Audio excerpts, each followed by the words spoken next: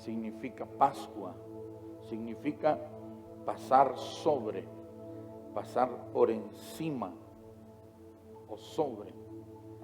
Y estamos,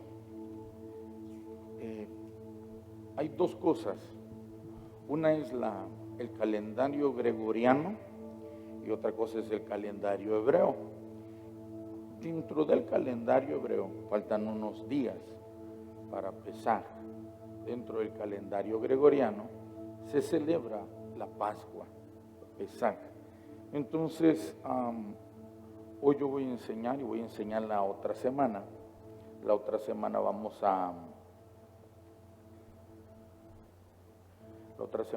vamos a celebrarlo, sobre todo con el liderazgo. Vamos a hacer una celebración. Hoy como lo vamos a hacer de acuerdo a la fecha, de acuerdo al calendario hebreo. No lo vamos a hacer de acuerdo al calendario gregoriano. Entonces, dentro del calendario hebreo vamos a hacer una celebración especial con el liderazgo, con la gente que está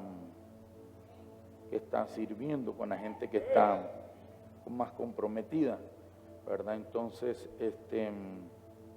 vamos a celebrar la fiesta de Pesaj, la fiesta de la Pascua. Hoy voy a enseñar y voy a seguir enseñando de esto por la relevancia que tiene Pesaj, sobre todo en estos tiempos, ¿verdad? Cuando nosotros leemos la palabra, nos vamos a dar cuenta que entre más cerca o más acontecimientos proféticos sucedan, las fiestas de Jehová, que no son las fiestas de Israel, van a ir tomando una relevancia muchísimo importante.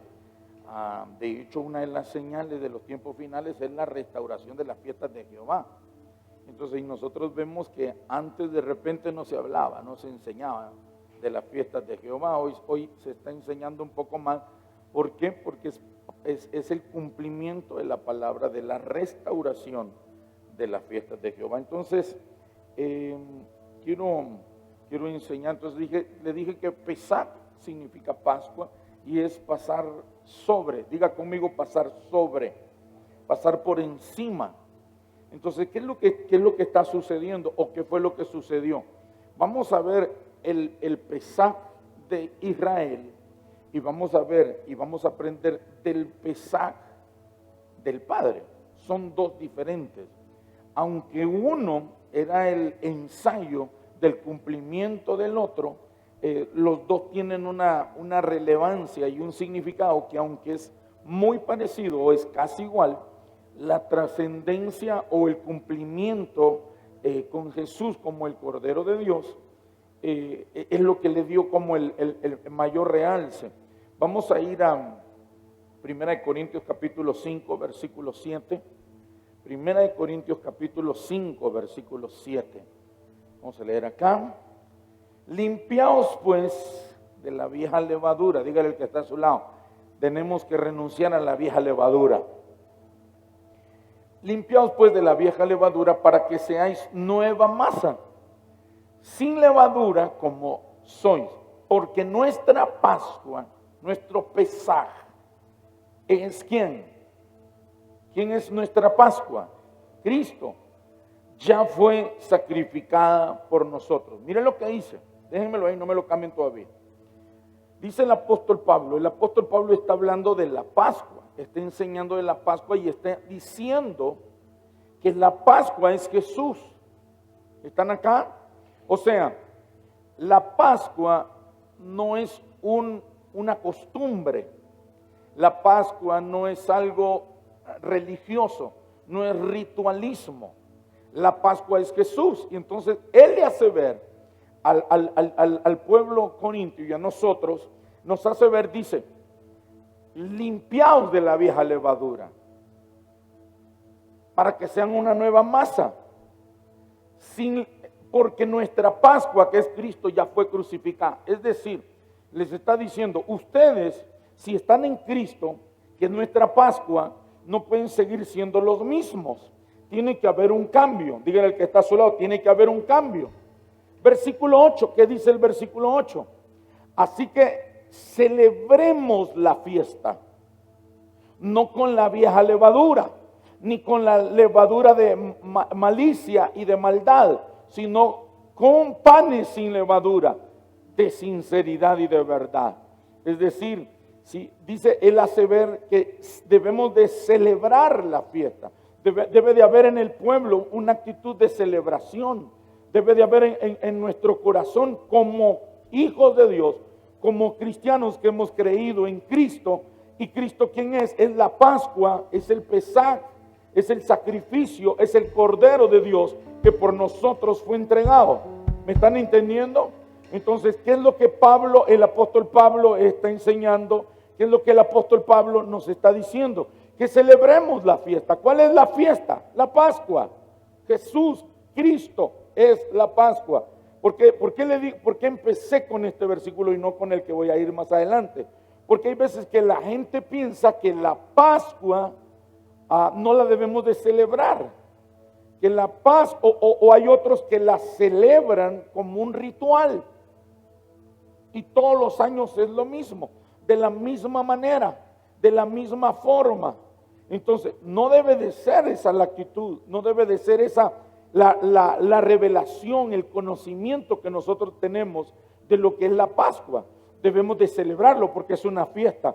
De hecho, en el original hebreo, donde dice, así que celebremos la fiesta, esa palabra fiesta en el original hebreo es Moed. ¿Qué es Moed? Cita divina. ¿Qué es Moed? Es un encuentro divino. Es un tiempo donde, escuche bien, ellos tienen entendido que el Padre Celestial desciende y celebra con ellos la Pascua.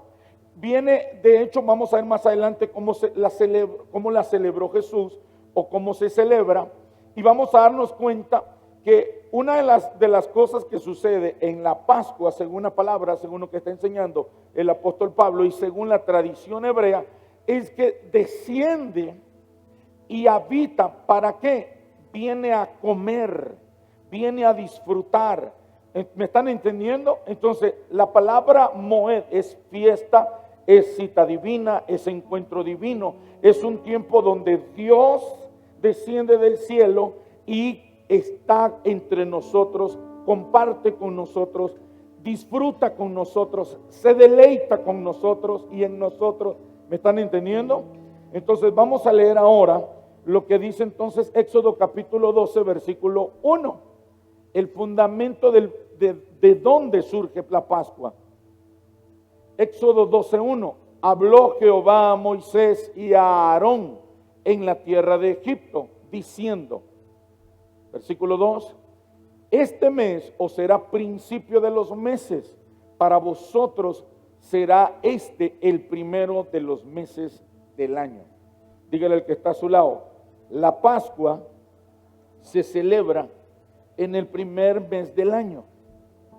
Por eso repito, pastor, pero ya nosotros vamos por enero, febrero, marzo, abril, nosotros vamos por el cuarto mes, pero para Israel es el primer mes del año. ¿Me están entendiendo? Por eso está el calendario hebreo y el calendario gregoriano. En el calendario hebreo, muy pocos meses tienen nombre. Si usted se fija, ahí no dice el mes de enero, el mes de abril. No, ellos lo identifican y Jehová les enseñó el primer mes del año. Ahí será la Pascua. Versículo 3. Hablad, ¿a quién se le habla? ¿Quiénes deben de celebrarla? Hablad a toda la congregación de Israel diciendo, en el 10 de este mes, tómese cada uno un cordero, según las familias de los padres, un cordero por familia. Versículo 4. Mas si la familia fuere tan pequeña que no baste para comer el cordero, entonces él y su vecino inmediato a su casa tomarán uno según el número de las personas. Conforme al comer de cada hombre, haréis la cuenta sobre el cordero. ¿Están entendiendo las directrices del Señor? Está diciendo el Señor, ok, van a matar un cordero, Si la familia es pequeña, que se una a su hermano más cercano, a su vecino, y dependiendo qué tan comelones sean, así dice, ahí dice, según el número de las personas, conforme al comer de cada hombre. O sea, algunos de nosotros, bueno, a mí tráigame 10. No, pero sí que solo es uno por familia. No, lo que pasa es que yo me como como 5, yo solo me como como 5. ¿Me entendieron? Entonces, lo hacían basados en qué tan grande podía ser la familia y qué tan comilones, qué tanto comían. ¿Verdad? ¿Cuántas familias hubieran acá que se hubieran volado unos 100? Versículo 5. El animal será sin defecto. Diga conmigo, sin defecto. Macho de 1 año. Lo tomaréis de las ovejas o de las cabras. Y lo guardaréis hasta el día 14 de este mes. Póngame atención en esto. Allá dice, les dijo a los primeros 10 días del primer mes. Pero dice que lo van a guardar, lo van a apartar hasta el día 14 de este mes. Y lo inmolará toda la congregación del pueblo de Israel entre las 2 tardes. Versículo 7. Y tomarán de la sangre y la pondrán en los 2 postes y en el dintel de las casas en que lo han de comer. Es decir, si la familia era pequeña y se unían de 2 en 2, iban a marcar con la sangre, se iban a poner de acuerdo en cuál de las 2 casas de la familia se iba a celebrar, porque iban a marcar con la sangre una de las casas. ¿En cuál casa? Donde iban a comer el cordero. ¿Por qué no en las 2 casas? ¿Por qué en las 2 casas si eran 2 familias las que se iban a unir? No sé si me entienden. O sea, si eran 2 familias que se iban a unir, el Señor da las directrices específicas y dice que lo van a marcar, la sangre la van a marcar en la casa de los que eligieron que van a comer. Más adelante les voy a explicar eso. Versículo 8. Y aquella noche comerán la carne asada al fuego y sin panes sin levadura, con hierbas amargas lo comerán. Como nos damos cuenta nosotros acá, el Señor dice cómo hay que hacer las cosas. No es como nosotros digamos, no es como los demás digan, es como Él diga. Dígale que está a su lado, las cosas se hacen como Dios quiere. Versículo 9, ¿qué más dice en el 9? Ninguna cosa comeréis de él cruda, ni cocida en agua, sino asada al fuego.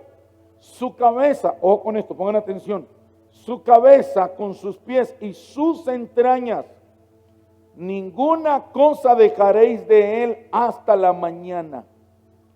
Y lo que quedare hasta la mañana lo quemaréis en el fuego. No se botaba nada. Porque le voy a decir esto. El cordero representa a Jesús. Y dice que desde la cabeza hasta las entrañas debían de comérsela.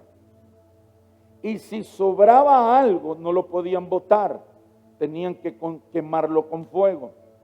¿Qué quiere decir eso? Quiere decir que nosotros no podemos tomar algunas cosas de Dios y otras cosas no. Nosotros no podemos practicar o hacer lo que nos conviene y lo que no nos conviene, o lo que no nos gusta, quitarlo. Él dijo, desde la cabeza hasta las entrañas, completo, entero, todo completito, se lo comen.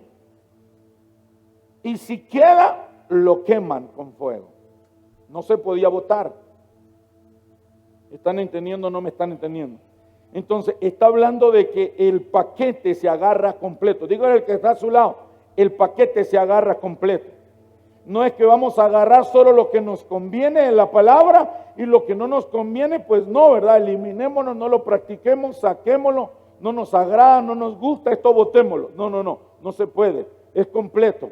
Versículo 11, y lo comeréis así, ceñido vuestros lomos, vuestro calzado en vuestros pies y vuestro bordón en vuestra mano, y lo comeréis apresuradamente. Es la Pascua de ¿quién dice? es la Pascua de Jehová. No es de Israel, es de Jehová. Versículo 12. Pues yo pasaré aquella noche por la tierra de Egipto y heriré a todo primogénito en la tierra de Egipto, así de los hombres como de las bestias, y ejecutaré mis juicios. Dígale al que está a su lado, Dios ejecuta juicios. Y ejecutaré mis juicios en todos los dioses de Egipto. Y dice, yo Jehová, no dice Moisés, dice, yo voy a ejecutar mis juicios en todos los dioses de Egipto. ¿Por qué dice que él va a ejecutar los juicios? Los juicios sobre los dioses. ¿De qué nos está hablando? Él está diciendo, voy a arrancar, voy a destruir, voy a eliminar cada uno de los dioses que estén arraigados en el corazón del pueblo. ¿Por qué estaba pasando esto? Está pasando esto porque el pueblo de Israel adoraban a muchos dioses egipcios que no eran Jehová. Entonces Jehová dice, les voy a traer juicio, yo lo voy a hacer. Entonces, ¿qué es lo que nosotros estamos viendo? Estamos viendo que muchas veces la gente dice, pero Dios es amor, Dios no hace juicios, Dios no castiga. Mire, Dios no hace eso con gente que no es hijo. Pero la palabra de Dios dice que todo aquel que toma por hijo lo azota, lo corrige, lo disciplina. ¿Me están entendiendo? Entonces, como era su pueblo, él podía hacer lo que él quisiera. Eran sus hijos, él podía hacer lo que él quisiera. Versículo 13.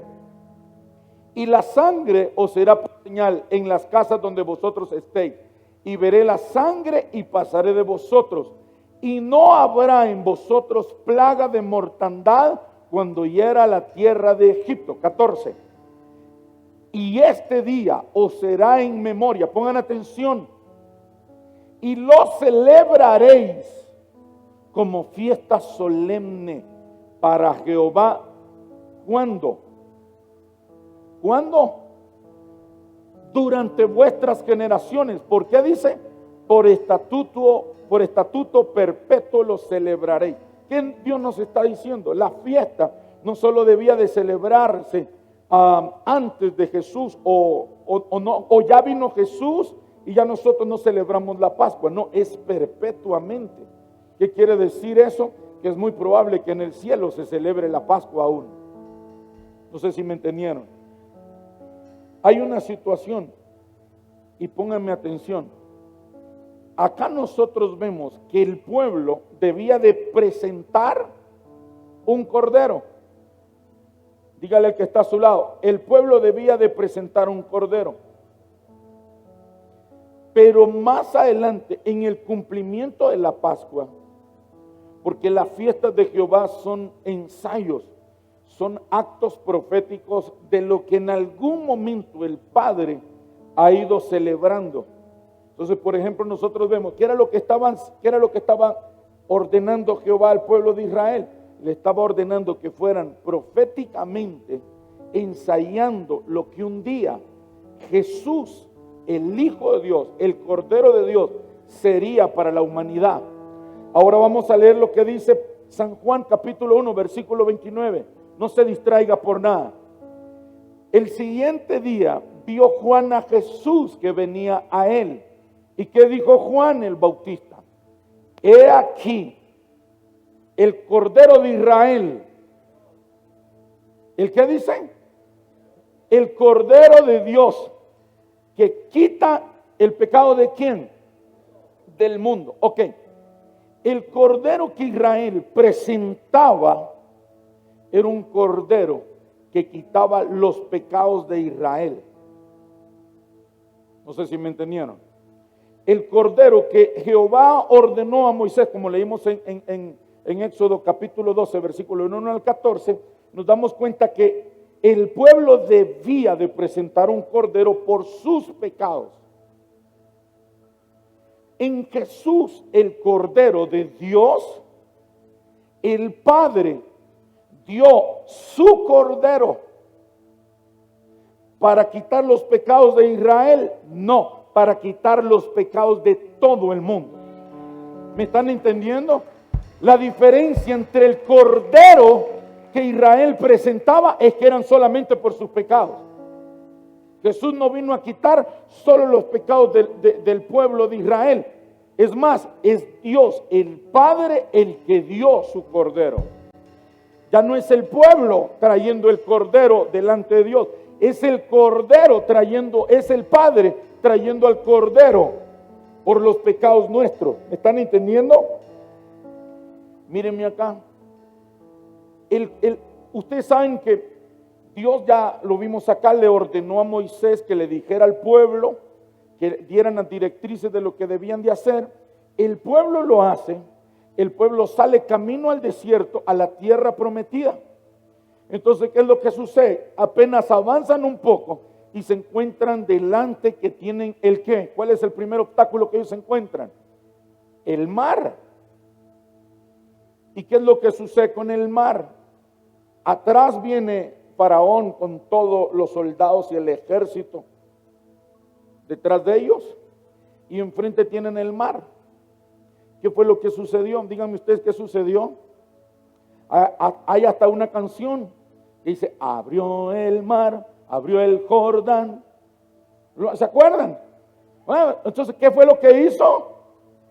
Vamos, hombre, díganlo. Ustedes como que vienen con insolación, como que estuvieron bajo el sol, bajo la temperatura del desierto. Abran la boca, comieron mucho ticuco. ¿Qué fue lo que comieron? Mucho tamal con frijoles han comido ustedes, hombre. ¿Quién es lo que abrió? El mar. ¿Quién lo abrió? Cuando están delante del mar, Moisés dice al pueblo: oremos. Y Jehová habla. Dice Moisés: no oren, no es tiempo de orar, es tiempo de caminar. Extiende tu vara, ojo, extiende tu vara sobre el mar. La vara representa autoridad. ¿Quién tenía la autoridad? Moisés. No era el pueblo, no era Aarón, no era María su hermana, era Moisés. Extendió él con su vara de autoridad, con su cayado, el mar, y el mar se abrió. ¿Qué fue lo que sucedió ahí? Se cumplió lo que Dios había anunciado, que Él iría delante del pueblo.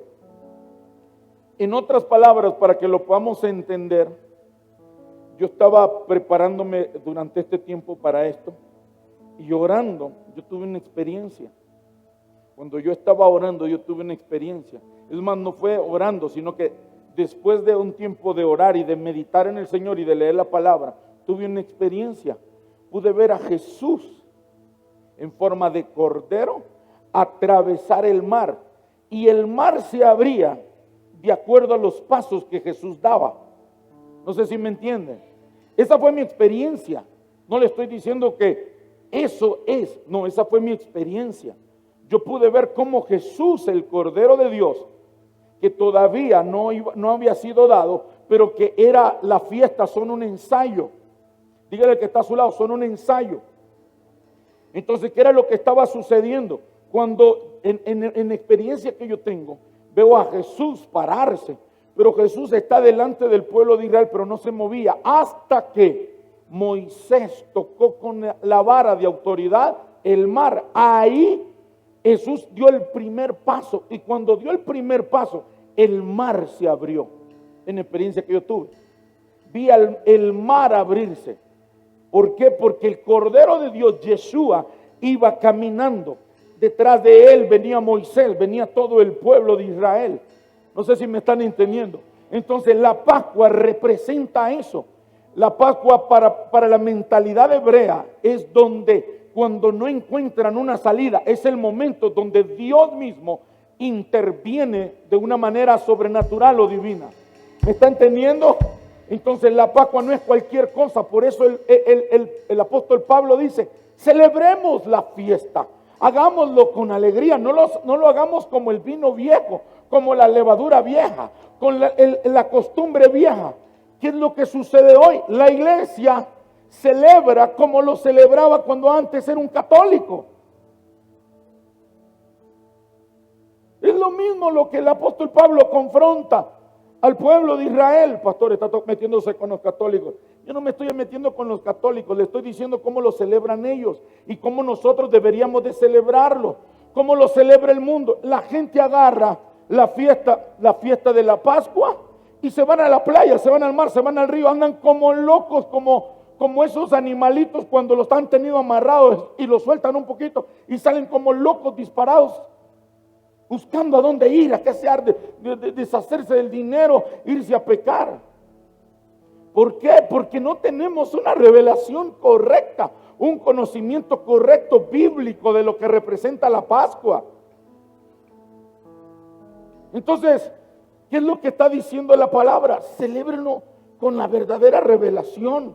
Jesús mismo iba delante del pueblo de Israel, abriendo el mar y apartando todo obstáculo que el pueblo tuviera.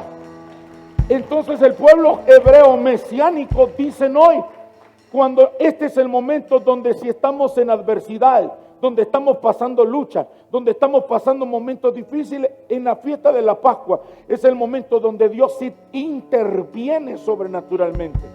¿Me entendió? Ok, entonces vamos a leer lo que dice San Juan 18:38. Ok, míreme acá. Le voy a dar estos datos. Pongan atención. Pongan atención a esto. Le dijo Pilatos, está Jesús. Más adelante los voy a llevar que a Jesús lo arrestan.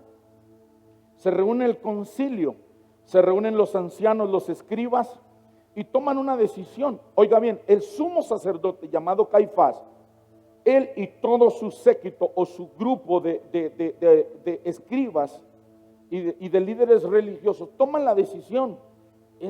Esa decisión de qué? De que Jesús debe de morir. Entonces, después de que lo azotan y toda esa situación, lo llevan donde Poncio Pilatos. Y pongan atención a lo que sucede acá. Le dijo Pilato, ¿qué es la verdad? Porque Jesús dice, yo soy la verdad.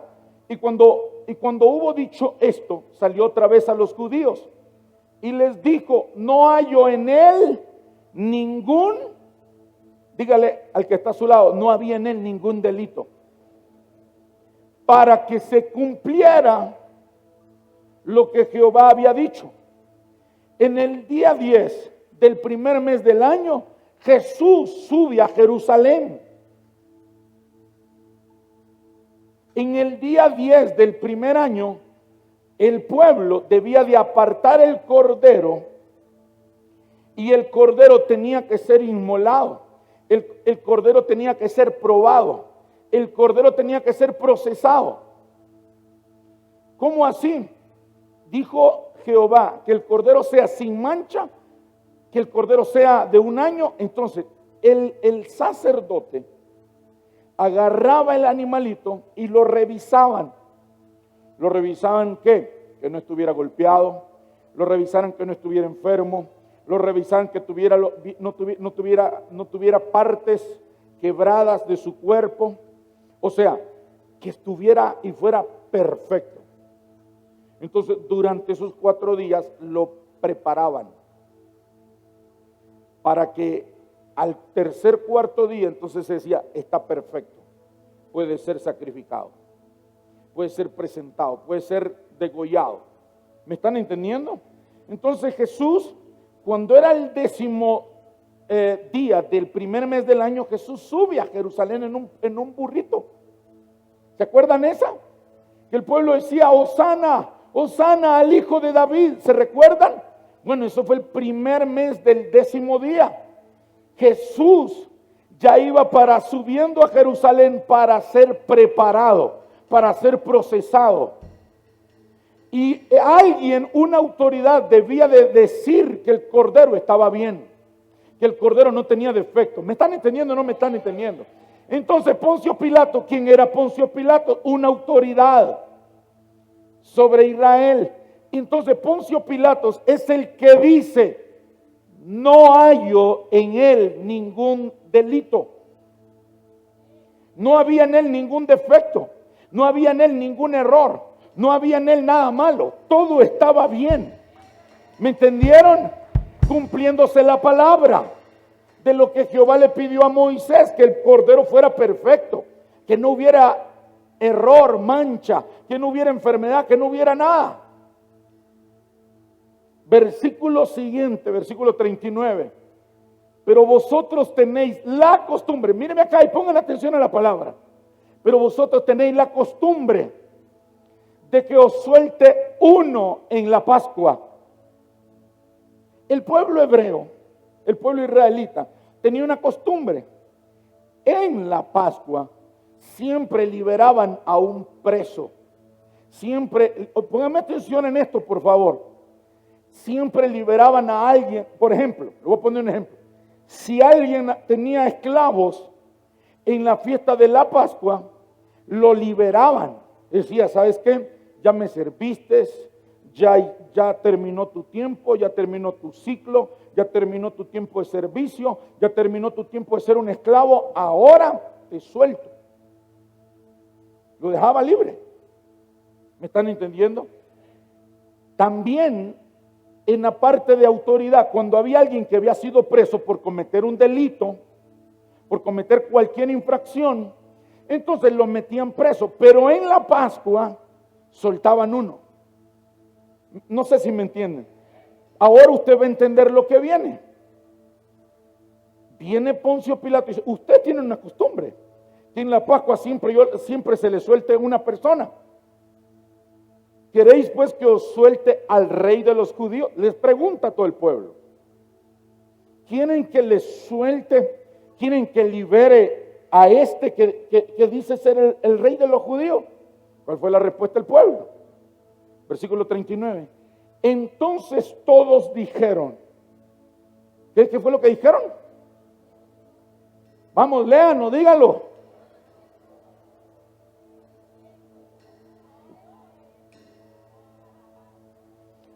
No quisieron que se liberara ¿a quién? A Jesús. Dijeron, no, a este no. Suelta a Barrabás.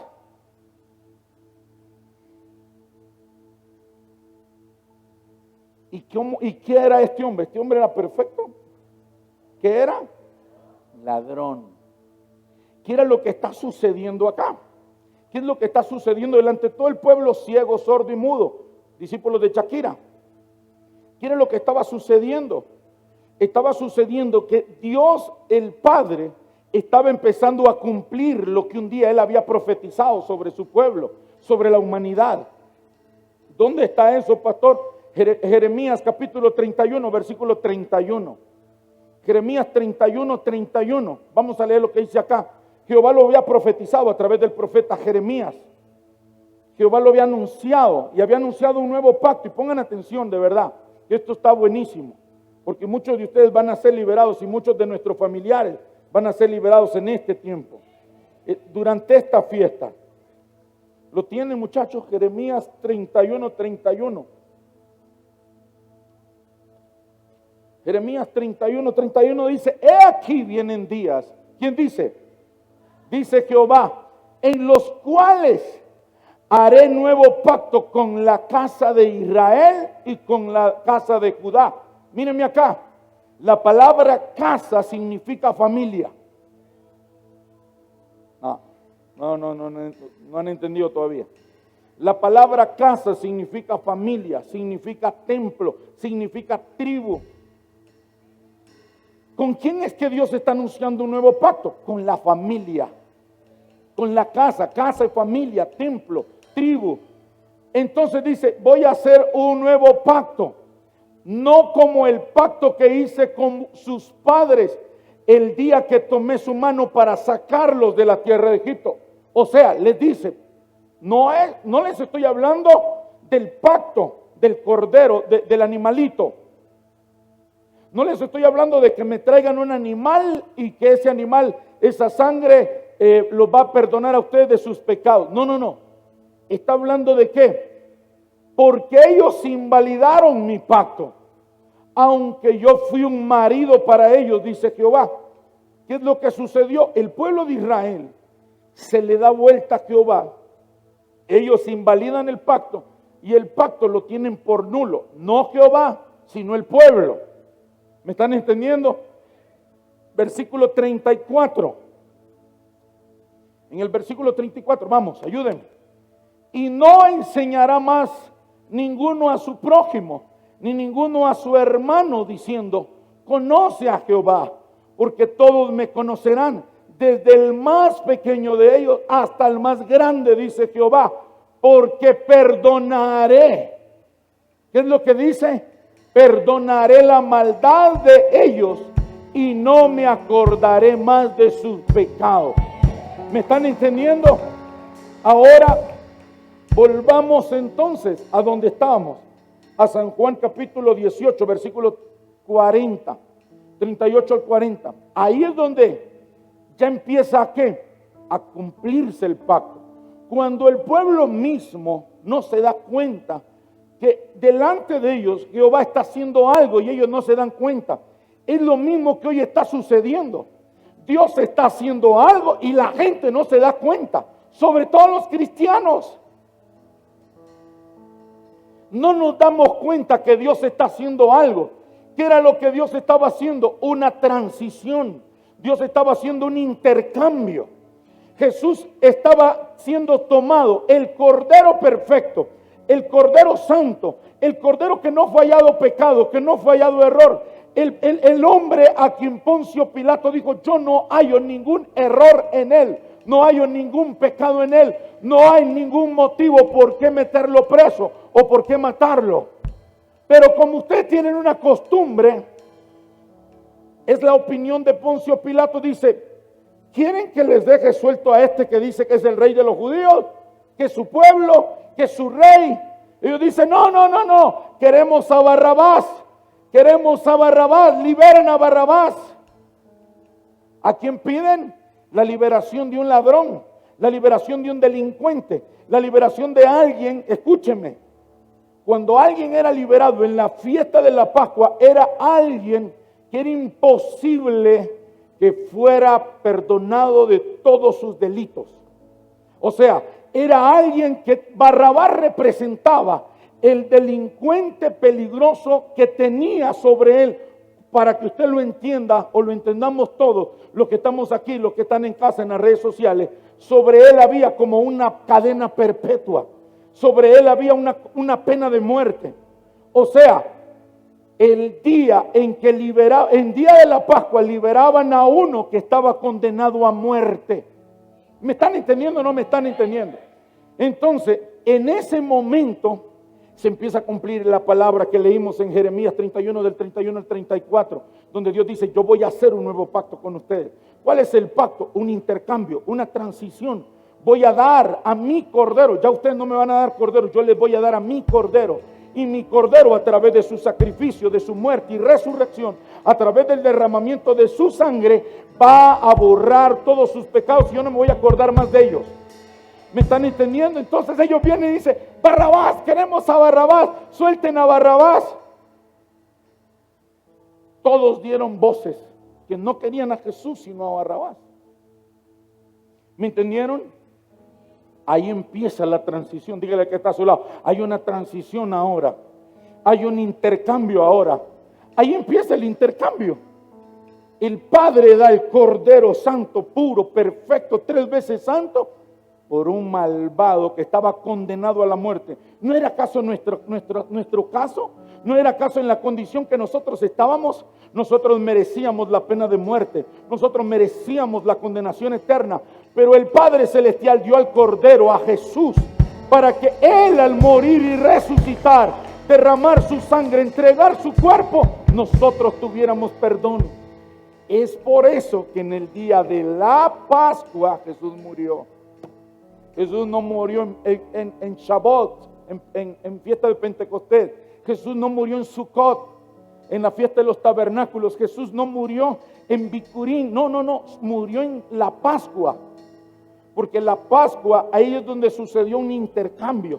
En la Pascua fue donde se hizo una transición. En Pesaj, en la Pascua se hizo una transición donde Dios pasó por encima todos nuestros pecados, todo lo malo que nosotros merecíamos. Dios se lo saltó, Dios lo pasó por encima y dijo, te perdono. Dios dijo, te tomo por hijo. No sé si me entendieron. ¿Qué es lo que sucede en Pesach según la mentalidad hebrea? Le voy a enseñar algunas cosas hoy y la otra cosa se las voy a enseñar la otra semana. ¿Qué es lo que sucede? ¿O quieren que les diga cómo se celebra? Hay tanto que enseñar. Esto se llevaría una serie como de por lo menos un año. ¿De dónde los liberó? Vamos a ver qué sucede en Pesach. Vamos a ver qué es lo que pasa en Pesach.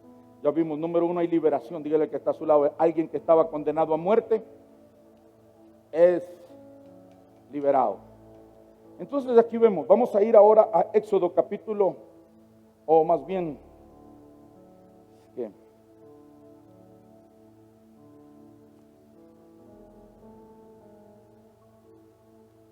Ok, quiero decirles esto antes de ir ahí.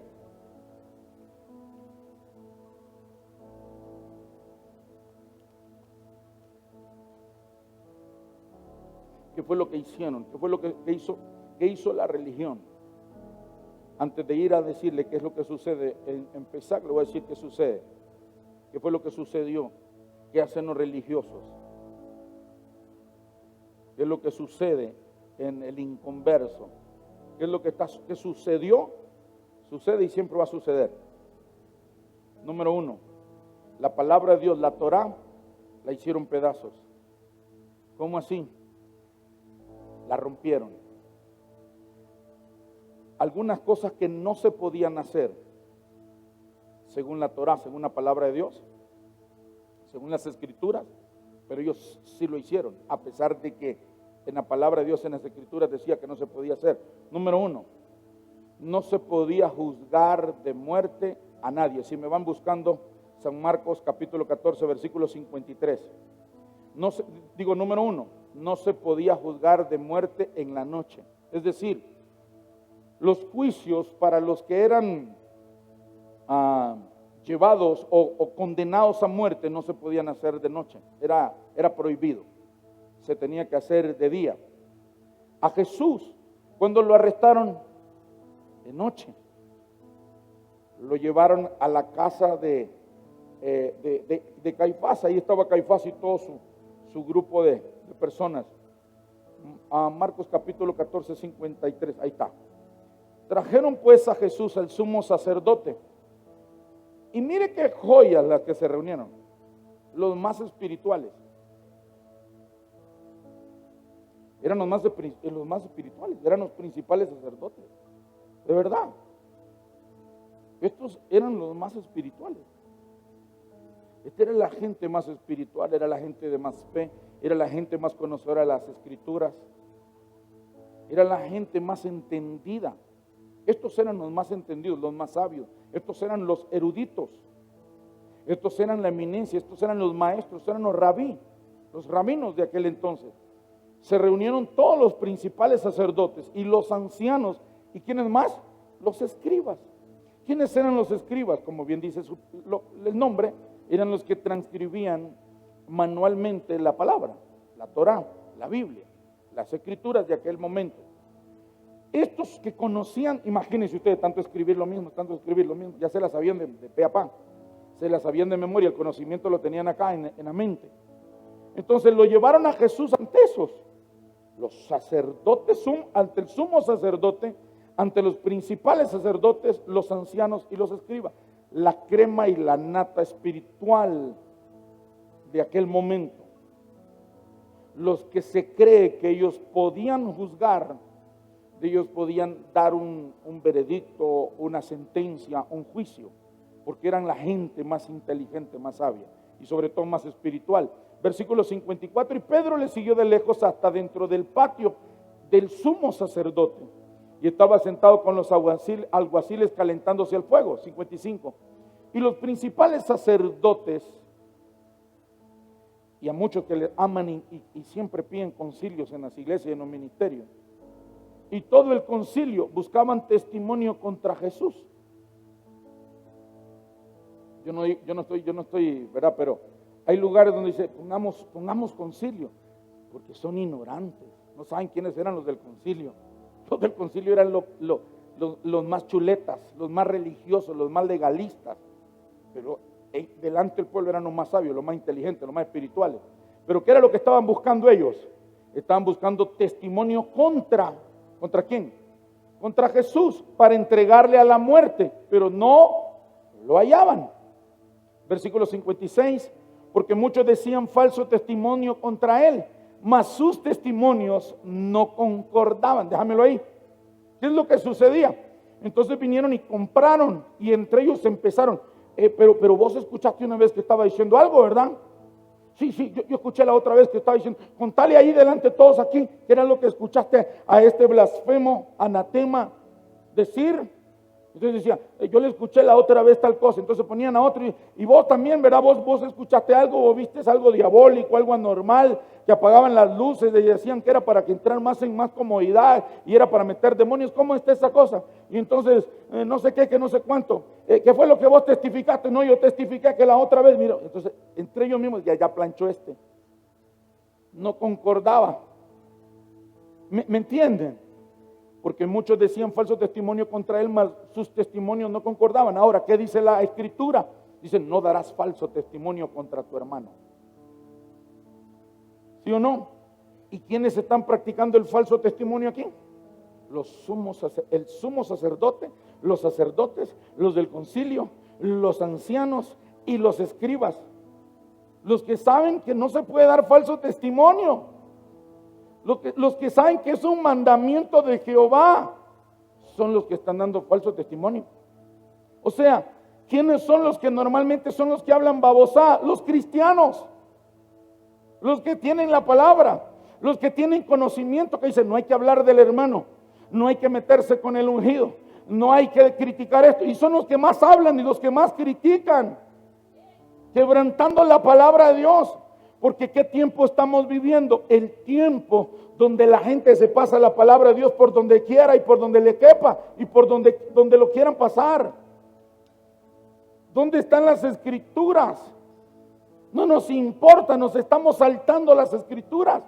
El Francisco, mentado diciendo que la Biblia es un libro obsoleto, que hay que crear uno, que hay que hacer una nueva Biblia, que hay que escribir nuevos libros. ¿Cómo se pone a creer usted eso? La palabra de Dios está viva, es espíritu, es verdad. Y no podemos nosotros estar de acuerdo, sí es cierto. ¿Cómo que es cierto? Tenemos que ser celosos con la palabra de Dios. El otro día en Comayagua los muchachos hicieron, y no sé qué fue lo que hicieron o deshicieron, armaron o desarmaron, pero yo les dije, miren, ustedes hacen que ese data se vea. Porque hacen que ese data se vea. Porque a mí me gusta que la gente vea, anote, apunte la palabra. Se la lleva a la casa o la tiene aquí, tiene su Biblia que tiene que andarla ahí. O la tiene en su celular como usted quiera. Pero usted la tiene, usted se va a comprobar a su casa si lo que el pastor le está enseñando tiene un fundamento bíblico. ¿Me están entendiendo? Entonces, usted tiene que ser un celoso de la palabra. No podemos pasarnos la palabra por el fundillo. Eso es un pecado. Eso es lo que está provocando el juicio, la ira de Dios sobre esta humanidad, sobre esta generación. Porque estamos pasándonos la palabra. ¿Por qué? Porque el objetivo es cumplir los propósitos malignos y malvados del ser humano. O sea, hubo un pastor que le gustaron los hombres y dijo, bueno, a mí me gustaría que la Biblia no rechace a los homosexuales. Es que la Biblia no los rechaza. La Biblia condena el pecado, pero a ellos no lo rechaza. Jesús no condena a los homosexuales, a las lesbianas, no las condena, les da amor, les da una oportunidad de que se arrepientan sobre las cosas que practican, porque las cosas que practican a Dios no le agradan. Es antibíblico, para empezar es antinatural, y para seguir, es antibíblico. Entonces, y nos quieren callar la boca. Esto en los próximos años va a ser un delito. Facebook ya está cancelándole cuentas a pastores, a ministerios y a iglesias que están hablando contra el aborto, que están hablando contra la igualdad de género, que están hablando contra todas esas desviaciones y aberraciones sexuales. La iglesia tenemos que predicarlo, tenemos que decirlo, no a manera de condenación, sino a manera de arrepiéntete, Jesús te restaura, Jesús te ama, Jesús te perdona y Jesús te cambia. La palabra de Dios dice que el Señor los ama a todos los que somos pecadores. Él nos ama, nos perdona. Por eso Él murió y resucitó, para perdonarnos, para lavarnos, para limpiarnos de todo pecado. ¿Me están entendiendo? Pero nosotros no podemos torcer la palabra, o porque alguien está ahí, ofrenda y diezma y es el guapo de la iglesia y es el que más plata tiene. Pues no vamos a tocar ese tema, porque el adulterio y la fornicación, se va a enojar el hermano, se va a enojar porque se le habla de que se comprometa, que se consagre, que vive en santidad, que deje practicar la fornicación, el adulterio. No, ese tema no lo hablemos. Hablemos de cómo se hacen waffles con crema de chantilly y fresas cortadas en la esperanza. La iglesia hablando de cómo hacer waffles, cómo hacer panqueques, ¿qué es eso? Hablemos del pan de vida, que es diferente. Hablemos que el pan de vida murió y resucitó, pero el que come ese pan de vida no tiene hambre jamás vuelve atrás. ¿Me están entendiendo? Entonces, ¿qué fue lo que hicieron los escribas, los ancianos, el sumo sacerdote, el concilio? ¿Qué fue lo que hicieron? Se pasaron la Torá, se pasaron las escrituras por donde quisieron. Y ahí está, versículo 57. Entonces, levantándose unos, dieron falso testimonio contra él, diciendo, mire qué cosa más estúpida la que dicen estos tontos. Nosotros le hemos oído decir, yo derribaré este templo hecho a mano, y en 3 días edificaré otro sin mano. Eso fue lo que Jesús dijo. No fue eso lo que dijo. Pero el diablo siempre es así. El diablo dice ciertas verdades y mete mentira para dar falso testimonio. ¿Me están entendiendo? Y así hay muchos cristianos. En sus enseñanzas llevan algunos versículos bíblicos, pero meten mucha brujería, meten mucha adivinación. Y la gente piensa que es de Dios la palabra. Entonces es lo que están diciendo, versículo 59, vamos a ir terminando.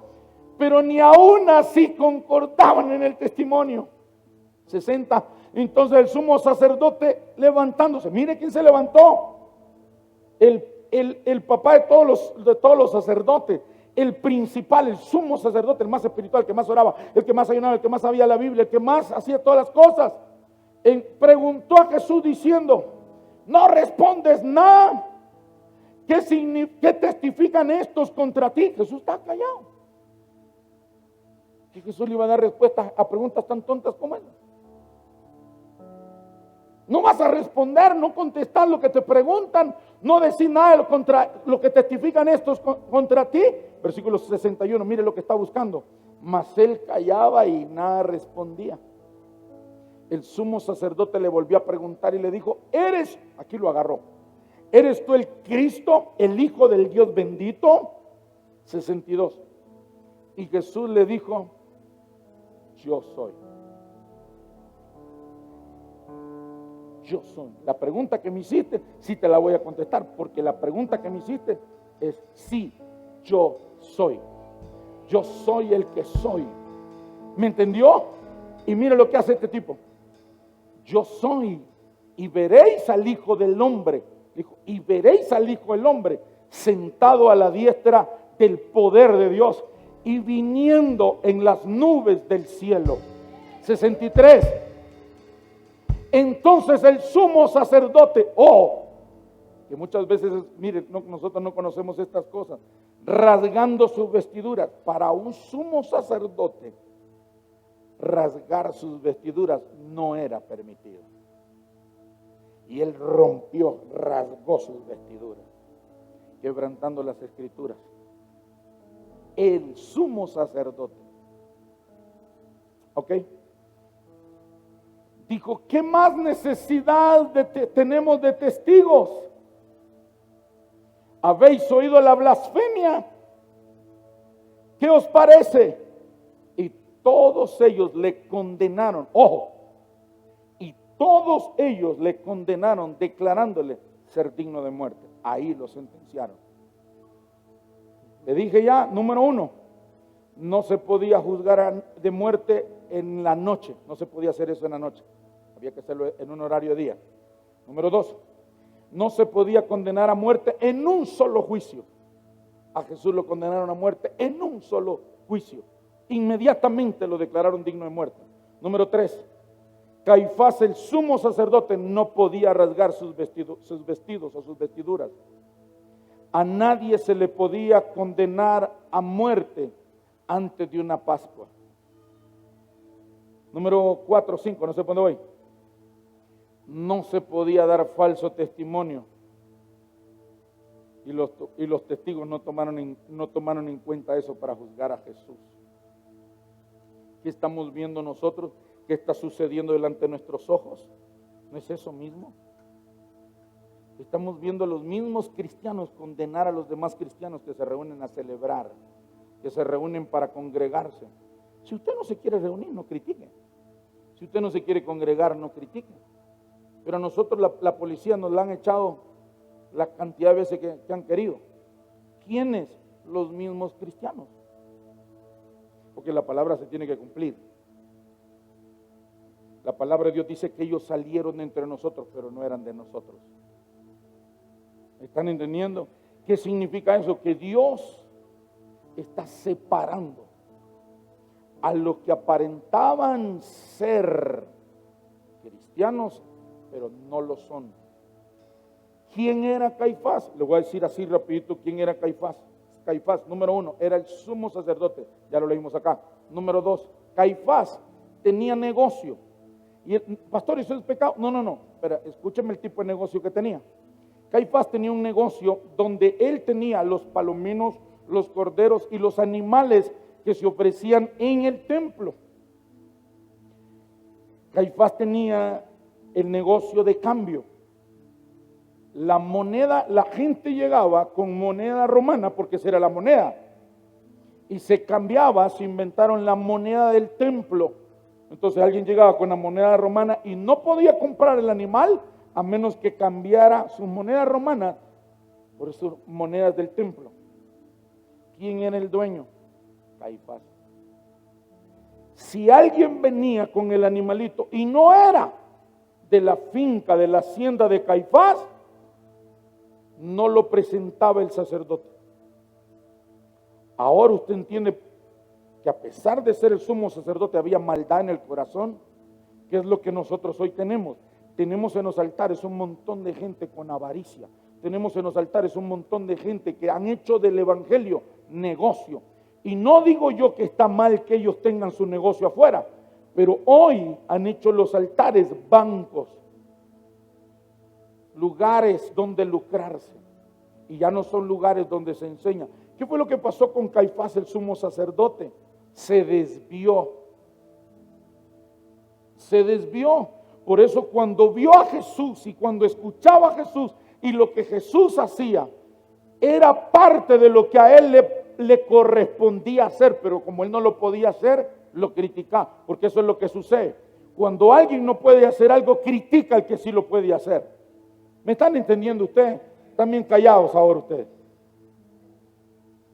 ¿Entendimos? Entonces, ya vimos esas cosas. Estaba escrita en la Torah que no se podían hacer todas esas cosas, pero ellos quebrantaron, rompieron, hicieron pedazos la Torah.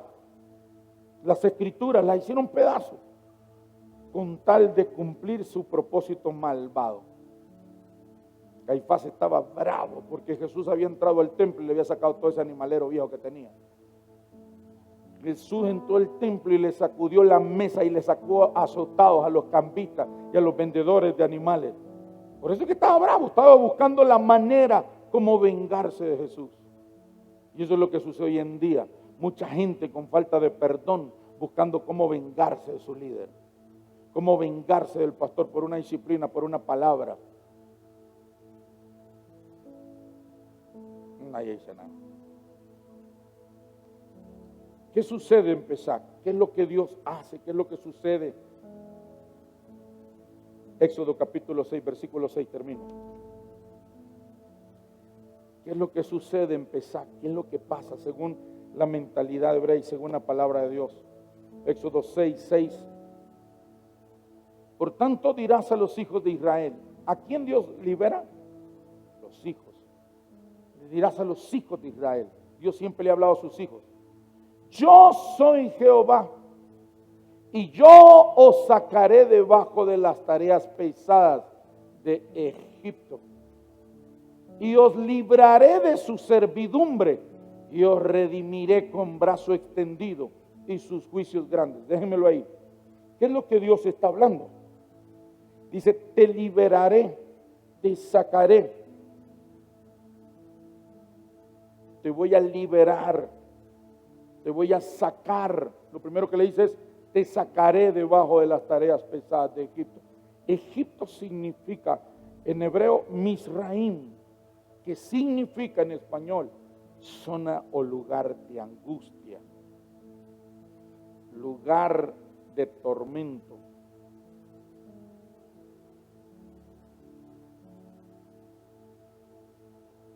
Lugar de fascinación y encantamiento. Ahora usted entiende por qué los israelitas estaban allá, estaban comiendo maná, bebiendo agua purificada, agua del pedernal, pero ellos decían, estamos mejor en Egipto. Pero ¿y dónde estaban? Estaban debajo de las tareas pesadas, eran esclavos. Es la parte que usted, cuando usted está en el Señor y usted está bien con Dios, es la parte que cuando usted ve su pasado y usted dice, yo sí fui un baboso, ¿verdad? Pero hay gente donde de repente Dios la sacó de allá. Egipto, ¿qué representa Egipto? Egipto representa el mundo, el sistema del mundo. Egipto representa el mundo de pecado y de maldad, el mundo de esclavitud, el mundo de tormento, el mundo de manipulación, de brujería, de encantamiento.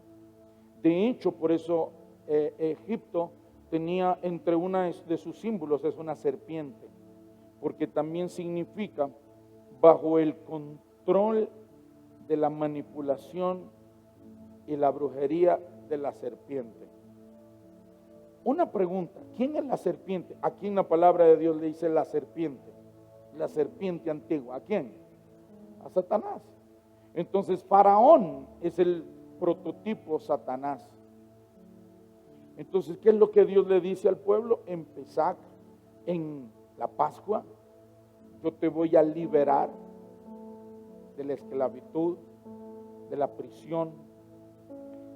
¿Por qué entonces practicaban allá cuando Poncio Pilato dice, ustedes tienen como costumbre que se les libere a alguien? Porque el pueblo israelita entendió que en Pesach, en la Pascua, es un tiempo de liberación. Es un tiempo donde somos sacados de la esclavitud. ¿De qué esclavitud? Homosexualismo, lesbianismo, brujería, manipulación, crítica, chisme, inmoralidad sexual. Todas esas cosas, este es el momento donde Dios libera. Este es el momento donde Dios se manifiesta trayendo liberación. Estuvimos el miércoles en Cihuatepec y no digo por exponerlos a ellos, ¿verdad? Pero los que andaban conmigo saben que no miento. Nadie oró por nadie. Pero yo creo que del 100% que ahí andaba, por lo menos un 90% se liberó. ¿Por qué? Porque este es el tiempo donde Dios libera. Ellos lo saben. Ellos tienen el conocimiento, la verdad que Pascua es lugar o tiempo o temporada de liberación. Es donde Dios hace una transición de esclavo a rico. ¿Me entendieron? No entendieron. Me dicen amén, pero no entendieron. Ahora usted entiende cómo es que la gente, a pesar de que saben que fueron esclavos del diablo, del pecado, pero vuelven atrás, es por un espíritu de encantamiento, de fascinación. Es por eso que el pueblo estaba en el desierto comiendo maná, tomando agua, comiendo codornices, viendo la nube de la gloria en el día, la columna de fuego en la noche, y decían que estaban mejor en Egipto. Así hay muchos cristianos influenciados bajo el efecto de un espíritu reptiliano, un espíritu de la serpiente antigua, Satanás. No tiene razón una persona en sus 5 sentidos cabales. ¿Cómo va a preferir estar sin congregarse, apartado de Dios, que estar congregándose, sirviendo y comprometido con el Señor? ¿Cómo se pone a creer usted eso? Pero la gente está fascinada, encantada, hechizada con el mundo, con el pecado, con la maldad, con el diablo.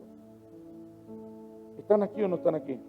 Entonces, lo primero que Dios hace, o las cosas que suceden en la Pascua, es que te libera, te saca de la cautividad. Número 2, te libera de Faraón, o nos libera de la mano de Satanás. Eso es lo que significa. Luego le dice, te redimiré. Si se da cuenta, dice, te redimiré. La palabra redimir significa comprar.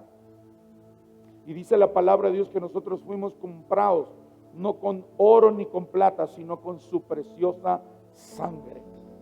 Dígale al que está a su lado, fuimos comprados con la sangre preciosa de Jesús, el Cordero de Dios. Entonces, ¿qué es lo que dice? Te redimiré, te compraré con mi sangre. Número 4,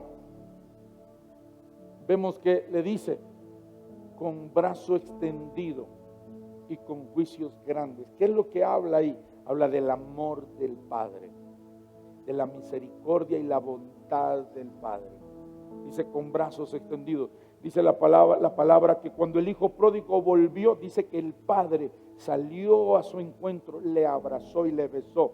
¿Qué es lo que estamos viendo nosotros acá? Literalmente lo mismo, con brazo extendido, con brazos abiertos. Su amor, su misericordia y su bondad nos siguen, y eso es lo que sucede en Pesach, en la Pascua. Número 5, dice que da gracia y quita las riquezas a los injustos y malvados y las pone en las manos de los justos. Éxodo capítulo 11, versículo 1 en adelante. Voy a quedar ahí. Solo vamos a leer esto. Jehová dijo a Moisés, una plaga traeré aún sobre Faraón y sobre Egipto, después de la cual él os dejará ir de aquí y seguramente os echará de aquí del todo. 2. ¿Qué ha sucedido antes? Me acuerdo del año pasado. El año pasado, antes de que se declarara pandemia, lo que declararon pandemia, fue justamente ahí antes de la Pascua. Fue cerquita a la fiesta de Pesach. Me acuerdo que declararon pandemia en todo el mundo. Si me dejan el versículo 1.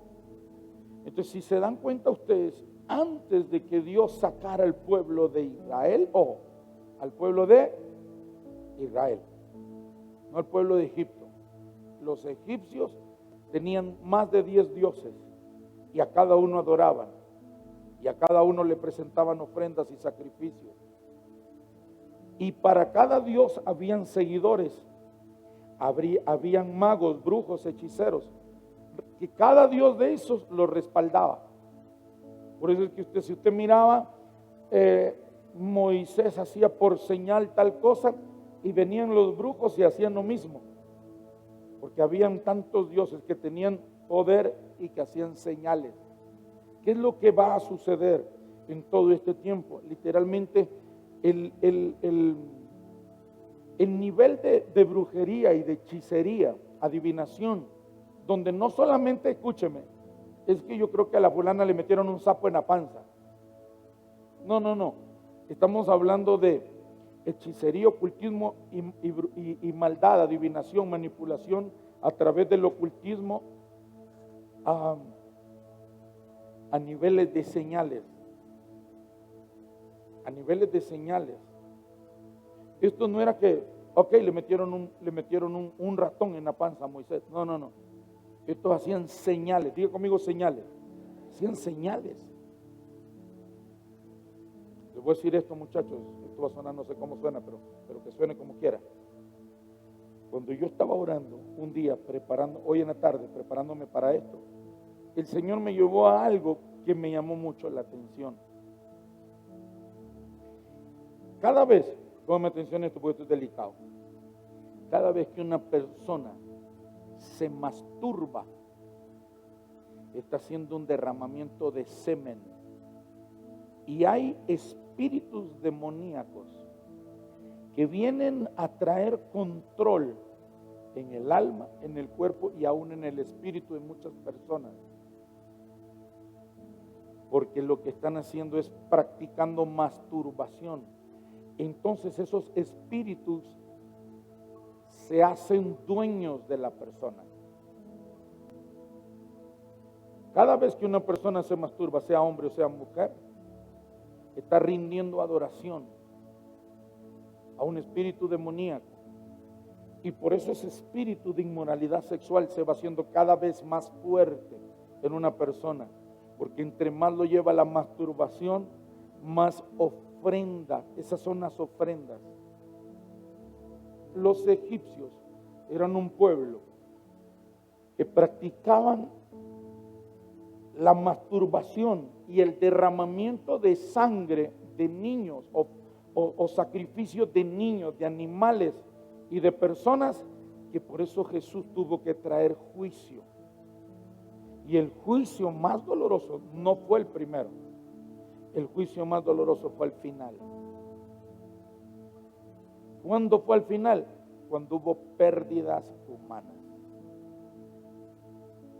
¿No me entendieron? ¿Por qué el juicio final fue sobre personas o animales?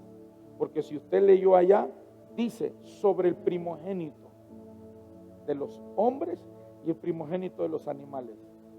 No solo fueron los humanos. ¿Por qué no solo fueron los humanos? Escúchenme, porque llegaron a una condición de depravación que tenían sexo con los animales. Y Dios tenía que acabar eso. Dios tenía que terminar eso. Hoy en día se está terminando el ciclo de vida de mucha gente. Porque si no se termina en el Señor, se terminará fuera del Señor. Démosle gracias a Dios por los nuestros que han muerto en Cristo. Y no por aquellos que tuvieron un accidente y no hubo oportunidad de que se arrepintieran. No sé si me entienden. Ayer nos compartían. Una persona de una de las iglesias hijas nos decían, encontraron a uno de sus hijos. Era adicto a no sé qué cosas. Lo encontraron muerto. No se sabe si hubo oportunidad de arrepentimiento o no. Porque hay mucha gente que está muriendo. Yo le decía a algunos, se han muerto pastores, se han muerto ricos, pobres, morenos, blancos, de todo tipo, toda lengua, toda tribu, toda raza, toda nación. Porque el sacudimiento es global. ¿Por qué es global? Porque todas las naciones de la tierra le han dado la espalda al Señor. Y yo les decía el miércoles en Ciguatepeque, si el sacudimiento no ha llegado a su vida, va a llegar. ¿Por qué? Porque es un sacudimiento mundial. Es un sacudimiento no que solo Dios está tratando como acá con los egipcios.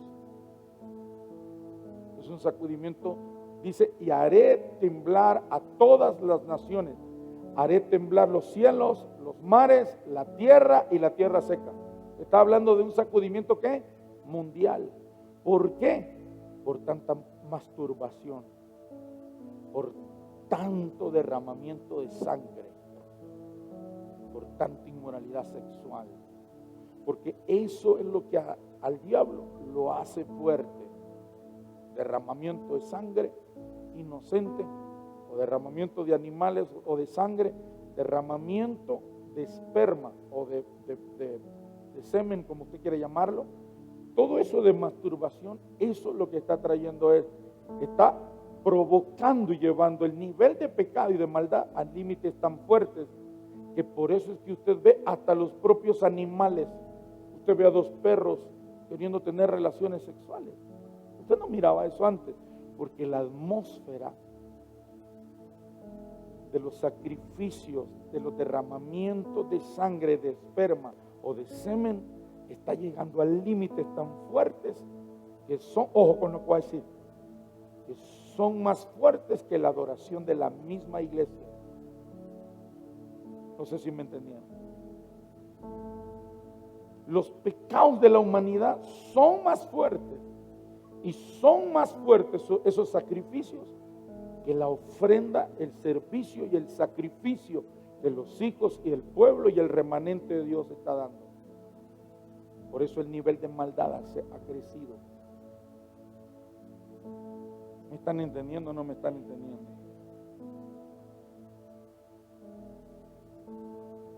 A Israel se le prometió la tierra nueva, una tierra prometida. A nosotros, Dios no nos ha prometido una tierra prometida. A nosotros Dios nos ha prometido la nueva Jerusalén. Pero nosotros tenemos que entender que somos hijos de Dios. Y nosotros no podemos estar por un tiempo presentando ofrendas al diablo y otro tiempo presentando ofrendas a Dios. Ya no podemos ser inconstantes. Y es por eso que el juicio de Dios ha llegado sobre la tierra, sobre los hombres y sobre la tierra. Por eso vamos a ver terremotos, temblores. ¿Cuántos de ustedes hace 15 años pasaba esto? Una Semana Santa y con frío, lloviendo. Yo no recuerdo. Pero es que hay un sacudimiento. Dios quiere darnos gracia y favor, pero la iglesia no la está usando para bien. La iglesia está usando la gracia de Dios para practicar o tener licencia libre para el pecado. Y le voy a decir esto: no tenemos problemas en pedir perdón, tenemos problemas en arrepentirnos. Pastor, y pedir perdón no es lo mismo que arrepentirnos, no es lo mismo. Usted puede pedirle perdón a alguien y seguir siendo el mismo con esa persona. ¿Están acá o no están acá? Voy a poner un ejemplo. El esposo golpea a su mujer, le grita, la humilla, dice: amor, perdóname por favor. Lo hice en un momento de estrés, lo hice en un momento de frustración, lo hice en un momento donde me siento mal, el trabajo, el negocio, esto, el otro. Me pidió perdón, ¿verdad? Pero a los 2 días, 3 días, una semana, vuelve a hacer lo mismo. ¿Se arrepintió? No. Y vuelve a pedir perdón. Entonces, ¿en qué es lo que estamos haciendo? Usando la gracia de Dios para tener licencia para pecar y no cambiar. Si estamos hablando de una transición, dice la palabra de Dios que el velo del templo se rasgó. Lo que separaba del lugar santo al lugar santísimo se rompió. Hubo una transición donde se podía ahora, a partir del sacrificio de Jesús, de la muerte y resurrección, se puede entrar del lugar santo al lugar santísimo. Antes no, antes solo era el sumo sacerdote una vez al año. Hoy todos tenemos entrada, acceso al lugar, del lugar santo al lugar santísimo. ¿Qué le estoy queriendo decir? Que Dios quiere cambio. Yo cambio, dice el Señor, pero yo también espero que ustedes cambien. Yo les doy oportunidades, pero yo espero que también ustedes las valoren. Entonces usamos la gracia que Dios nos da para prosperar o para bendecirnos, pero la usamos para practicar el pecado. El pueblo de Israel, Dios le dio la gracia. Versículo 2. Habla ahora al pueblo: y que cada uno pida a su vecino y cada uno a su vecina alhajas de plata y de oro. Versículo 3. Y Jehová dio gracia al pueblo ante los ojos de los egipcios. ¿Qué dio Jehová? Le dio gracia. ¿Para qué? Para prosperar. Para todo cuanto le pedían a los egipcios, todo se lo daban. Ahora, ¿para qué el pueblo usó eso? A ver, ¿quién me dice para qué lo usó? Díganme, ¿para qué lo usó? Para hacerse un ídolo, para hacer el becerro de oro. El oro y la plata, lo que Dios les dio para ellos, para su familia, y para cuando se construyera el templo, ellos tuvieran oro y plata. Ellos lo usaron para crearse un ídolo. Es literalmente lo que nos ha sucedido a nosotros. Dios nos da algo y eso que Dios nos da es nuestro Dios. O lo usamos para hacer otros dioses o para idolatrar a otro o a otra cosa que no sea Dios. O para que se nos sube el orgullo. ¿Cuánta gente de repente eran tan humildes, pero apenas te graduaste, o apenas te hiciste de un título, o apenas Dios te prosperó, o apenas Dios te enriqueció, y ya no eres el mismo? Si lo que Dios nos ha dado sabiduría, poder, unción, riqueza, lo que sea, es para que lo usemos para Él. Cuánta gente con conocimiento, cuánta gente con tremendos dones, semejantes talentos que Dios nos ha dado la gracia, pero ¿para qué lo tenemos? Para nada. La gente llega y saluda, hola hermana, y la saludan más que al pastor, y no es celo.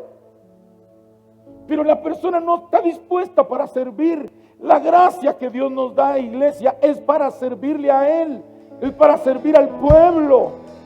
No es para que nosotros nos envanezcamos y nos olvidemos de Dios. Por eso Dios le dice al pueblo de Israel, cada vez que puede se lo recuerda en la palabra: Israel, no se te olvide cuando hayas construido tus casas, cuando tus graneros se hayan multiplicado, cuando tus ovejas, tus vacas, tu ganado, tus animales se hayan multiplicado. No te olvides que ha sido mi mano. No te olvides que ha sido Jehová quien te libró de la mano de Faraón y de Egipto. Le recuerda al pueblo, le dice: antes eras un esclavo, antes eras un miserable, antes eras un pobretón. Hoy yo te he dado gracia, hoy yo te he dado favor para que prosperes, para que emprendas, para que estudies, para que sirvas, para que seas algo o alguien. Pero no se te olvide que he sido yo. Pesach es, Dios nos da una gracia.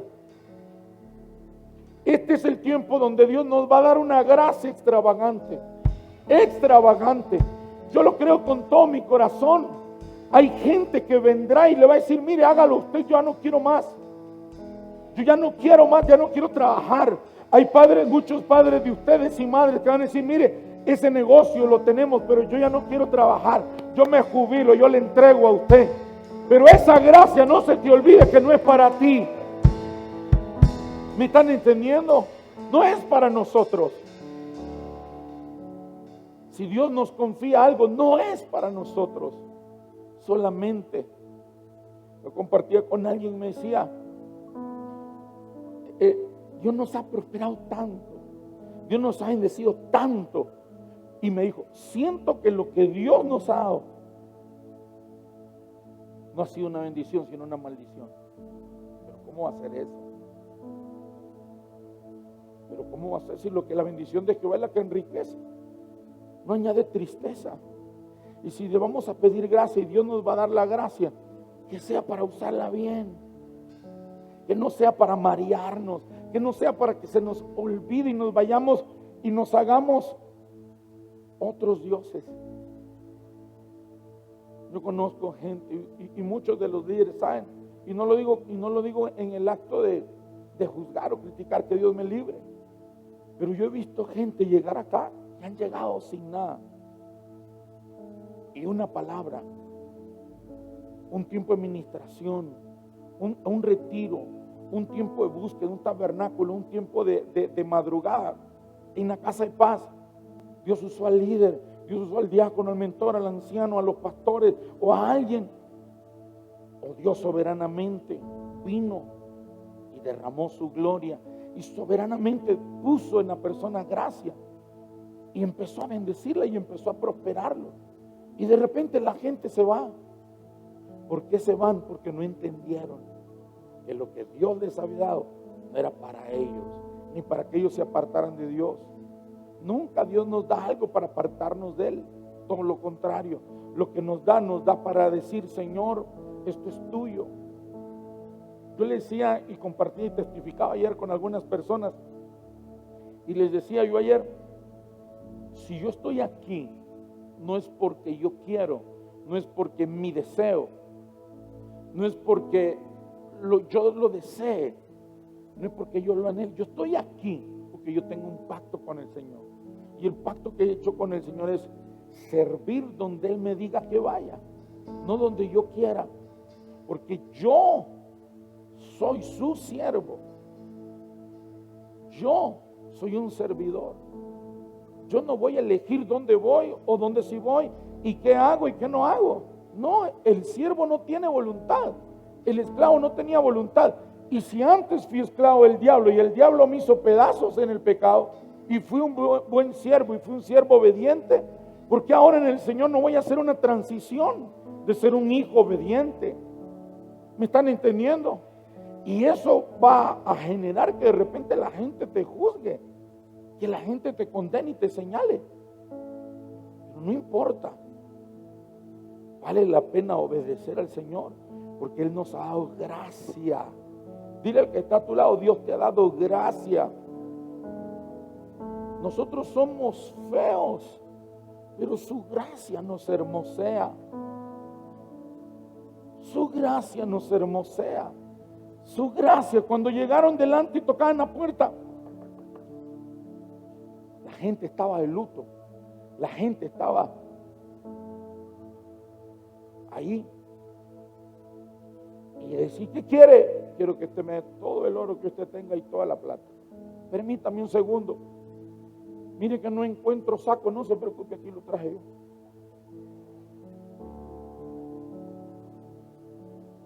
¿Sí me entiende?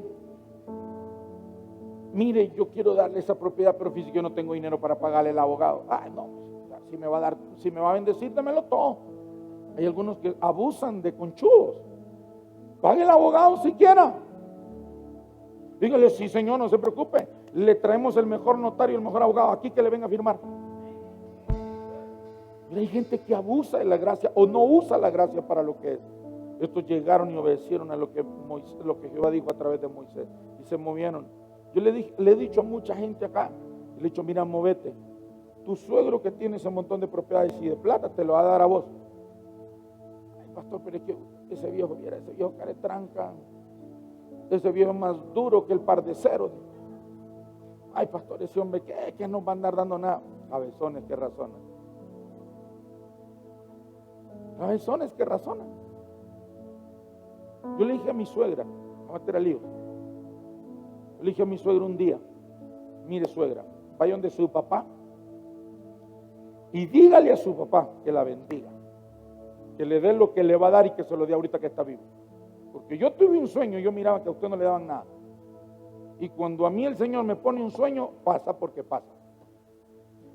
Y mi suegra es un amor de Dios, un pan de Dios, mi suegra. No, hijito, que mi hermano, yo a mi papadito nunca le he pedido nada. Le digo, pídale ahora, señora.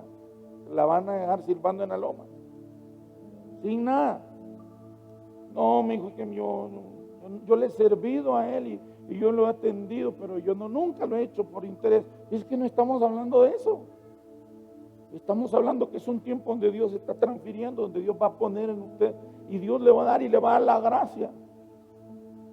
Casi que rogando a mi suegra se fue, cuando todavía su papá estaba vivo. Y llegó donde el viejito y le dijo, papayito lindo, mire, yo nunca le he pedido nada, pero ahora yo vengo a pedirle que si usted me va a dar algo, si usted tiene en su voluntad darme algo, que me lo dé ahora que esté vivo. Dijo, sí, hijita, cuando vamos donde el abogado, firmarte.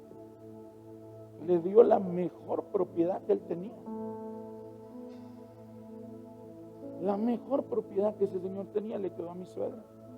Y fue la única, porque todas las demás no le dieron nada. Se cumplió el sueño. ¿Qué hubiera pasado si no me hace caso? Se queda sin nada. Hay muchos de ustedes que yo les he dicho, pero están tan familiarizados. El pastor es que me quiere mucho y el pastor quiere que me bendiga, mi papá, pero ese viejo que me va a andar dando nada, no sea baboso, es que su papá, su suegro, su tío, quien sea, puede ser carnelora, puede ser más duro que el par de ceros, puede ser tacaño, puede ser avaro, pero es Dios poniendo la gracia en su vida. Es Dios poniendo la gracia en usted. Ahora, escúcheme y termino.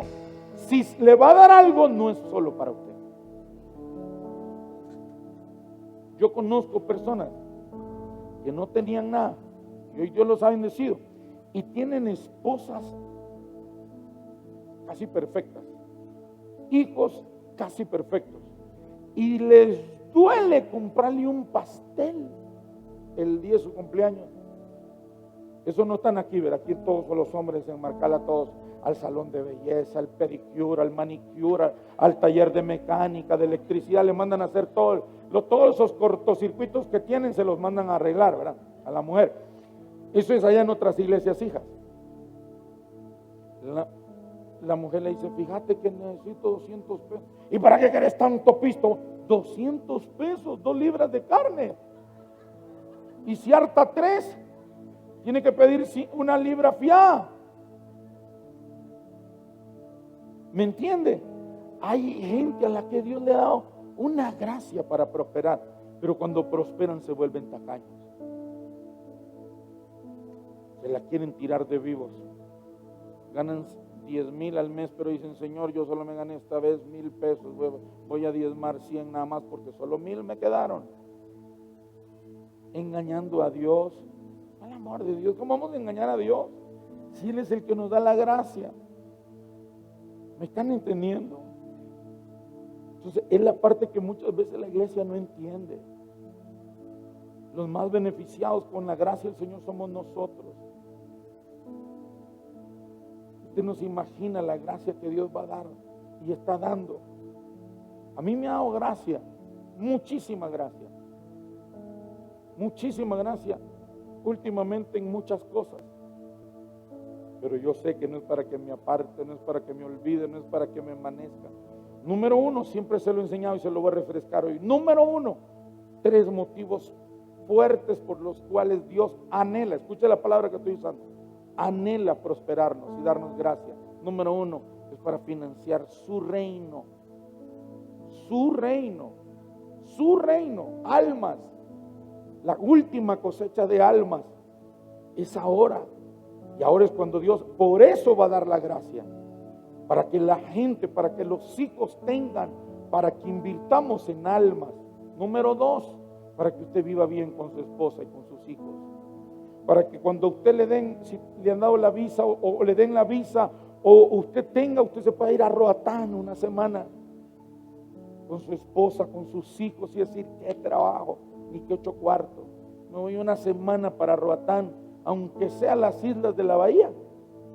Allá, aunque sea una semana, a relajarse, a desestresarse, a disfrutar de la bendición de Dios con su familia. Pero hay veces que ni allá a tomarse un café quieren ir porque cuesta 50 pesos la taza de café. Me cuesta 50, 30. En el mercado me venden a 15 pesos la libra de café, dijo la otra vez uno. Pucha, qué café más bueno será ese. 15 pesos en el mercado. Ese es maíz tostado de seguro. No sé si me están entendiendo. O sea, antes era que no tenían dinero. Tenían tiempo, pero no tenían dinero. Hoy tienen tiempo y tienen dinero, pero hoy no tienen tiempo. Entonces, ¿la bendición para qué fue? Para pasar afanados, para no tener tiempo de compartir la familia y disfrutar con ellos. Para eso era la bendición. O sea, la bendición se convirtió en maldición o es bendición. Si algo Dios me da, yo no razono y digo, bueno, vamos a comer. Y cuando puedo me llevo un montón y los invito y comemos. Y cuando puedo me llevo a la familia, o cuando salgo nunca regreso a mi casa con manos vacías. Siempre llevo algo. La vez que menos llevé unos chiclines. Pero llevé algo, no llegué con las manos vacías. Y no fue porque era tacaño, es porque solo andaba 3 pesos. Y con esos 3 pesos llevé algo a mi casa. Mis hijos, mi esposa, yo salgo y saben que papá va a regresar a la casa y va a regresar con algo. Yo trato de honrar, valorar, disfrutar a mi familia. Soy feliz con ellos.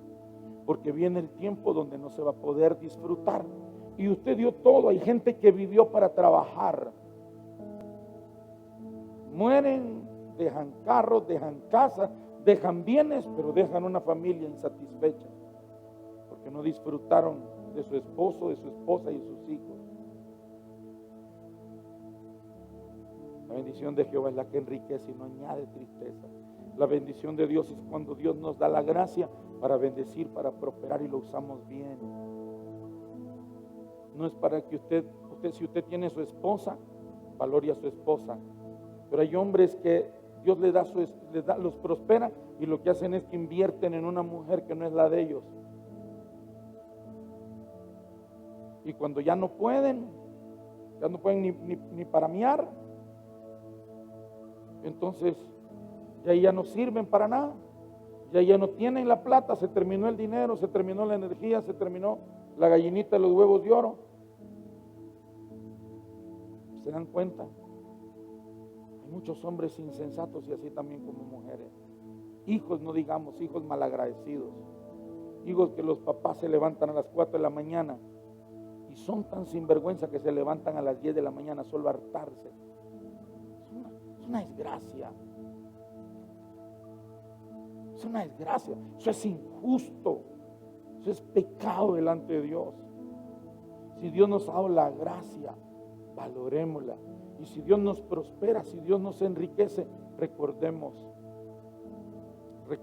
de dónde Dios nos sacó. Recordemos que lo que Dios nos ha dado no es solo para nosotros. La tercera razón por la cual Dios anhela prosperarnos y bendecirnos es para que seamos de bendición para otros. ¿Me escuchó? Nadie me dijo amén. Es para que seamos de bendición para otros. ¿Cuánta gente conoce usted que los zapatos que usted tiene que se le están pudriendo? ¿Cuánta gente tiene usted que la ropa que usted tiene que no la está usando a alguien le puede servir? Entonces, ¿cómo espera que Dios le dé gracia para tener más ropa nueva si la que ya tiene prefiere que se la pudra, se la coman los ratones, las cucarachas y no regalarla para que otra gente le sirva? ¿Usted se ha puesto a pensar en eso? ¿Usted se ha puesto a pensar cuántas personas de repente que usted conoce están pasando hambre y de repente en su casa se bota el arroz, se botan los frijoles, se bota la comida? ¿Usted se ha puesto a pensar en eso? Dios le dijo a Abraham, yo te voy a prosperar, te voy a bendecir tanto que será tanta la bendición que con solo con tu generación yo no la vas a poder sostener. Te voy a bendecir a ti y en ti serán benditas todas las familias de la tierra. Y voy a bendecirte a ti, a Isaac y a Jacob. 3 generaciones serán inmensamente prósperos, inmensamente ricos, porque solo con tu generación es mucho lo que yo tengo. Tengo que agarrar 3 generaciones para bendecir y cumplir parte de mi bendición. Y esas 3 generaciones serán claves para todas las familias de la tierra. La bendición, mire al que está a su lado, la bendición es para compartirla con otros. Mire, cuando yo digo eso, nadie dice amén, nadie le dice amén. Todos feos se ponen. Tú eres en el pico. ¿A qué horas termina? La Pascua es eso, es un nivel de gracia que Dios va a dar sobre los hijos, para que los hijos vayan y digan, necesito esa tierra. ¿Para qué la necesita? Mire, la necesito, número 1, porque de esa tierra una parte es para el Señor. Número 2, es para mí. Y número 3, es para bendecir a gente que está comprometida con el Señor. Yo me movía en estos días a un lugar, fuera de Marcala, y llegué a un lugar y me gustó y me paré ahí. Y salió un señor ahí, carematón. ¿Qué quiere, mijo? No, que me paré aquí a ver la tierra y me gustó. Está bonito acá, bien bonito.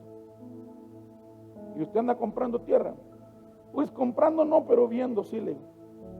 Me paré y me gustó, me llamó la atención. ¿Y para qué quiere tierra usted? ¿Cuánta tierra quiere usted? Lo más que se pueda. ¿Y para qué quiere tierra usted? ¿Cuánto tiene usted aquí? 3 manzanas, muy poquito. ¿Y por qué quiere tanta tierra? Porque quiero tierra para una iglesia, quiero tierra para los líderes de esa iglesia y quiero tierra para mí y para mis hijos. Así le dijo. Y me dijo el Señor, ¿de verdad cuánto quieres? No, pues sí, la que usted me tenga. Y yo tengo mucha tierra. Bueno, tratémosla. Déjeme hablar con mi familia. Ya le cambió el semblante al hombre cuando yo le hablé que lo quería, porque yo no estoy mintiendo, lo quiero para la iglesia, lo quiero para los líderes de la iglesia que están comprometidos y lo quiero para mí, para mis hijos. Yo no voy a mentir, porque yo sí he entendido, si predico esas 3 cosas, las voy a vivir, y Dios sabe que las estoy viviendo y las voy a vivir y las voy a seguir viviendo hasta que Cristo venga. Ese es mi anhelo. Todo lo que ustedes no quieran de bendiciones, Y todas las bendiciones que a ustedes le van a servir para que se aparten, que Dios me las dé a mí, porque yo sí las voy a usar bien. Porque antes yo oraba, y no es que no ore, yo oraba, Señor, prospera, y Dios prospera. Y se iban con la prosperidad del Señor, y ni Dios más, y lo peor que se van hablando de uno. Se van con el billete y se van todavía dándose el lujo de criticarlo a uno. Eso es injusto, ¿ah? Eso es injusto, y muchas cosas injustas que se vienen en el Señor. Entonces no es que ya deje yo oro para que Dios los bendiga y los prosperen a todos, pero ahora yo le digo, Señor, hay tanta gente que se ha ido con lo que es tuyo y de tu pueblo y de sus familias, que se fueron y no lo están viviendo ni para ti ni para sus familias, lo están viviendo para otros. Señor, dámelo a mí, que yo sí lo voy a usar bien. Aquí hay ingenieros, aquí hay un montón de gente que sabe sembrar, cultivar la tierra, aquí hay gente trabajadora, aquí hay gente profesional, aquí hay gente campesina y necesitan tierra. Señor, dámela a mí, que yo por lo menos les voy a dar un pedazo ahí para que, aunque sea tomate, siembre. Dígame usted, en vez de que se la lleve otro y se vaya a perder con otra vieja, andar loqueando, drogándose, bebiendo, perdiéndose, que me la dé a mí, porque yo sí se la voy a dar a gente que valga la pena, que esté comprometida con el Señor. Y Dios lo está haciendo. Dios lo está haciendo y lo va a seguir haciendo y lo va a hacer con usted también. Pero si Dios sabe, porque Dios conoce su corazón, Dios sabe si usted, cuando la bendición llegue, no se le va a subir el humo a la cabeza, no se va a olvidar que fue el Señor, y no se va a olvidar de bendecir al Señor, de bendecir su familia y a buscar a quienes sirvan. Aquí hay gente que me pregunta, pastor, ¿quiénes están bien comprometidos con el Señor? Le digo, tales personas. Me dice, pastor, estos zapatos yo tengo gente en Estados Unidos que me dice, pastor, aquí le tengo estos zapatos, le tengo esto y le tengo esto, lléveselos. Yo se los doy si usted lo llevo. Y aquí vengo y se los doy. Aquí se los regalo, no me quedo nada, porque me lo dan para regalarlo, me lo dan para bendecirlo. Y hay veces que me dicen, pastor, ¿le gusta a usted? Está espectacular, agárrelo. Bueno, yo lo agarro. ¿Me entendió? Entienda eso. Usted está aquí y la gracia de Dios va a venir sobre usted de una forma que jamás antes usted la ha tenido. Jamás. Métase y créalo con todo su corazón. Usted va a ir donde personas y les va a decir, ¿saben qué? Yo vengo acá para que usted me bendiga. Cierre sus ojos, ahí está.